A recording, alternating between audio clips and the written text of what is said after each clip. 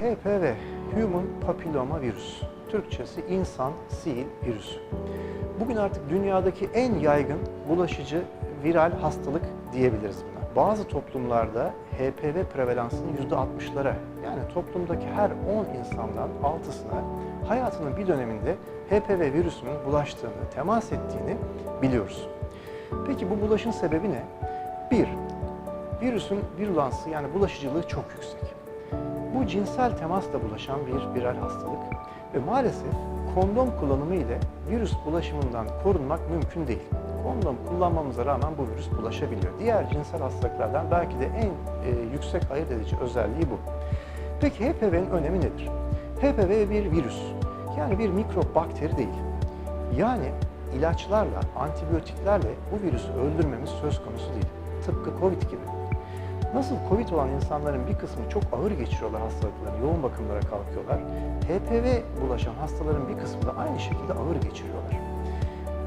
Genital bölge ciltlerinde lezyonlarla seyreden bir hastalık. Bunlar genellikle ağrısız, kaşıntısız, hasta tarafından tesadüfen fark edilen, bazen genital bölge temizliği esnasında tıraş olurken kanayan lezyonlar şeklinde ortaya çıkabiliyor.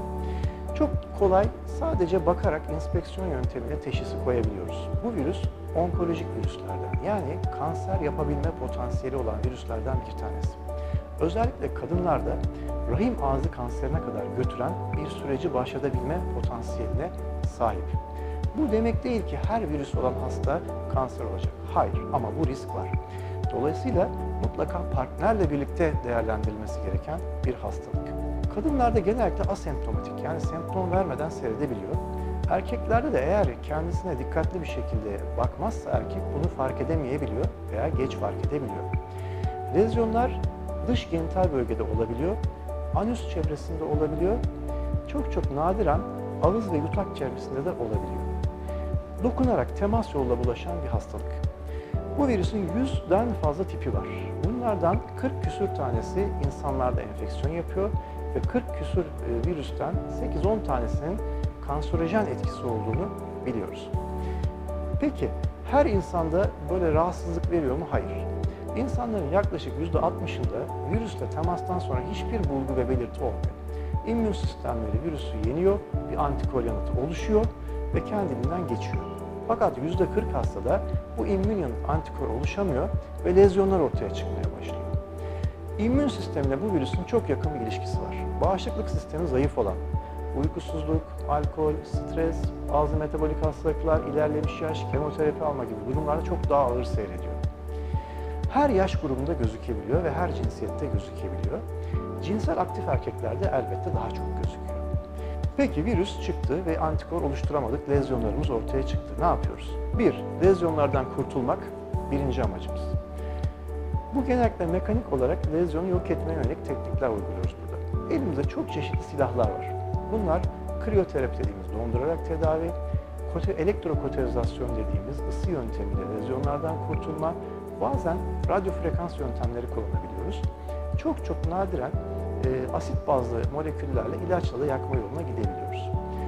Bu yöntemlerdeki esas amaç kişideki immün yanıtı uyandıracak, lezyonun olduğu, virüsün yoğun olduğu bölgede küçük bir yara açmak esasen. İmmün sistemin bu yaraya hücum etmesi, virüsle temas etmesi ve virüse karşı bir antikor oluşturmasını hedefliyoruz. Eğer bir antikor oluşursa bir daha lezyon çıkmayacak, hatta var olan küçük lezyonların kendiliğinden gerilemesi de söz konusu olacaktır. Ancak antikor yanıtının oluşamadığı durumlarda nüks çok sık gördüğümüz bir durum oluyor. Virüsün tiplendirilmesi, yani lezyondan ufak bir biyopsi alınarak bu virüsün hangi tipinin sizde bulunduğunu gösterilmesi de önem taşıyor. Bu özellikle partnerde, bayan partnerde ileriye yönelik bir rahim ağzı kanseri öncüsü olabilir mi sorusuna cevap vermek için önerdiğimiz bir yöntem oluyor. Tabii ki hastaya günlük yaşantısında da virüsten korunmak için çok önemli önerilerimiz oluyor. 1. Çok eşlilik riski arttırıyor. 2. Kondom kullanarak bu virüsten korunamayız. Bunu mutlaka bilmemiz gerekiyor. Bir virüsü aldınız ve iyileştiniz, antikorunuz oluştu. Bir başka partnerden farklı bir tip aldığınız zaman aynı filmi tekrar izleriz. Virüsün bulaşını arttıran genital bölge ile ilgili bazı önerilerimiz var. 1. Cildin epidermis dediğimiz üst tabakasındaki küçük kesiler virüsün yerleşmesi için, tabiri caizse ekilmesi için bir zemin hazırlıyor. Çok keskin bir jiletle tıraş olmamak öneriliyor. Tüy dökücü veya genital bölge kıllarını bir miktar uzun bırakacak türde temizlikler daha çok öneriyoruz. Gene nemli bırakmamak, kuru tutmak çok sıklıkla önerdiğimiz bulgular. Bugün kadınlarda rahim ağzına kanserine götürecek HPV tiplerine karşı geliştirilmiş çok etkin bir aşımız var. Bu aşı artık güvenilirliğini ispat etmiş, yan etkileri olmayan ve artık Amerika ve Avrupa'da 9 yaş üzerindeki bütün kız çocuklarına ve 12 yaş üzerindeki tüm erkek çocuklarına önerilen bir aşı. Bugün ülkemizde de var. Koşuyolu Medipol olarak da biz gerek çocuk, gerek erkek, gerek kadın hastalarımıza mutlaka bu aşıyı öneriyoruz ve bizzat uyguluyoruz. 5 yılda bir hatırlatma dozlarını yapmak suretiyle ömür boyu rahim ağzı kanserinden korunmak artık mümkün. Peki aşıda geç kaldık, hastalığı kaptık. Dünyanın sonu değil, tedavilerimiz var. Bu hastalıkta düzelme oldukça yüksek oranda mümkün. Fakat her hastada değişen sürelerde oluyor. Rutin kontrollerinizi asla aksatmayın. Size önerilen tedavileri harfiyen uygulayın. Sosyal yaşantınızla ilgili, cinsel yaşantınızla ilgili ve genital bölge temizliğinizle ilgili önerileri mutlaka uygulayın. Eninde sonunda bu hastalıktan kurtulacaksınız. Bilgi HPV için en önemli gücümüzdür. Partnerinizi mutlaka mevcut hastalığınızla ilgili bilgilendirin ve çocuklarınızı da ileride bu virüse karşı korumak için aşılarını ihmal etmeyin.